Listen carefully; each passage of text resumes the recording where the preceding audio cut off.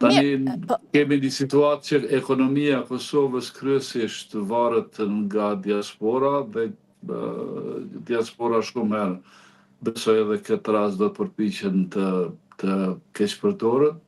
Shpresoj dhe besoj që do të ndryshojë situata pas zgjedhjeve.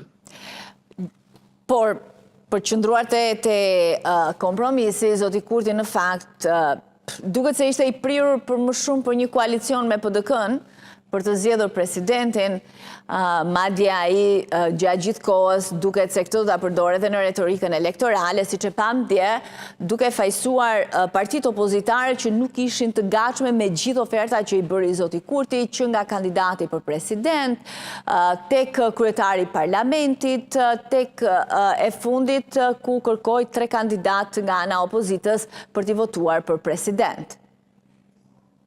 Zoti Kurti me qëllim ka bërë oferta gjysmake dhe jo të besueshme për partitë politike dhe për Partinë Demokratike. Nuk ka pas vullnet dhe gatishmëri për të zgjedhur presidentin me marrëveshje dhe për bërë marrëveshje që të kemi një president të besuar dhe një përfaqësues të unitetit të kombit ose të qytetarëve të Kosovës. Gjithmonë është përpjek me ta veprime që ne kanë herë që janë më shumë kurthe politike për ta vendos në qendër të debatit propozimet pastaj të njërit ose të tjetrit.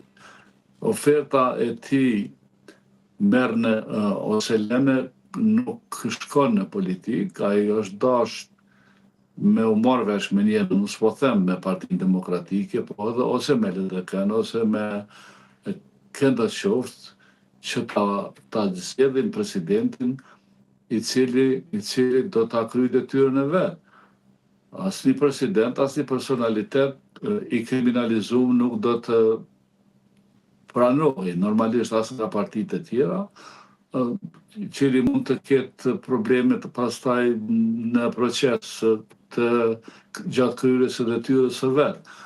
Por me qenë se ai s'ka pas mundësi, dhe këtë e ka ditë që s'ka mundësi ta zgjedhë presidentin, ka qenë disa kushte për cilat nuk janë pajtuar asnjë raport në negociata dhe është përpjek dhe po përpiqet prap ta akuzoj kryesisht PDK-n që nuk ka qenë interesuar ta zgjidhë presidentin dhe PDK-ja dhe LDK-ja janë fajtorët që po shkojnë në zgjedhje. Unë mendoj që është e kundërta. Kurti ka mujt me thënë troq, unë jam dakord që ta zgjedhin presidentin, sillni emrin që dëshironi, me bisedu jo me media, por me bisedu mbrana debatit që është zhvilluar gjatë takimeve që kanë pas liderët e partive politike dhe kështu do të përfundonte. Tani ai po thotë që do të fitoj 70% dhe ka filluar me skandale. Uroj që të ketë një fushat të qetë, të ketë një fushat pa probleme dhe kjo është domosdoshme. Por, vetë Partia Demokratike e Kosovës ka vit të kuqe për bashkëpunim me zotin Kurti? Kuptova. PDK-ja ka vit të kuqe për bashkëpunim me zotin Kurti? Po tani ne nuk kemi ndonjë bashkëpunim konkret. Jo, po në të ardhmen them se për tani.